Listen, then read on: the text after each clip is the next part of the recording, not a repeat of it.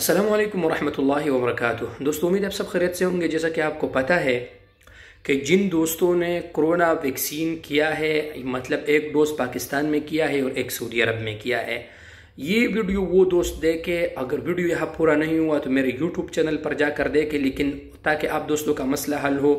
आप लोगों का बार बार आप लोगों का अपील क्यों रिजेक्ट होता है, मैं आपको बताता हूँ इसका तरीका। दोस्तों, अगर किसी दोस्त ने एक वैक्सीन सऊदी अरब में किया है और दूसरा वैक्सीन पाकिस्तान में किया है, तो ये वैक्सीन फर्स्ट डोज हो गया और पाकिस्तान वाले भी फर्स्ट डोज हो गया, क्योंकि पाकिस्तान में तो आप लोगों को सेकंड डोज नहीं लगा था। तो आप इस तरह करें दोस्तों, को एक ही फाइल में जब आप वजारत सेहत को ये भेजेंगे तो उस वक़्त आप इस तरह करें कि एक ही फाइल में सऊदी अरब का वैक्सीन भी लगाए और पाकिस्तान का वैक्सीन भी एक ही फाइल में लगाए। PDF 1 MB से कम होना चाहिए। और जब आप वहाँ रजिस्ट्रेशन करेंगे तो आपसे फर्स्ट डोज का डेट मांगेगा। तो फर्स्ट डोज का डेट आपने सऊदी अरब वाला देना है और सेकंड का जो आपने पाकिस्तान वाला देना है।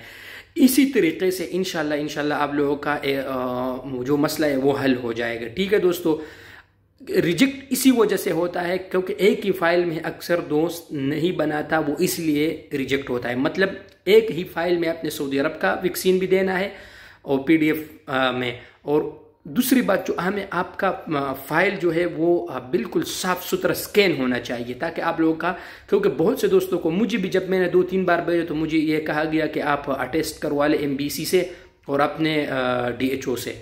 तो मैंने जब ये मसला मैंने इस तरह किया तो अल्हम्दुलिल्लाह मेरा भी वो एक्सेप्ट हो गया और मेरा तवक्कलना पे मैं मुहस्सन कामिल हो गया। मैंने चूँकि यहाँ अभी चेक किया, तो जिन दोस्तों को ये मसला आ रहा है वो एक ही फाइल में ये बना ले, इंशाल्लाह हो जाएगा।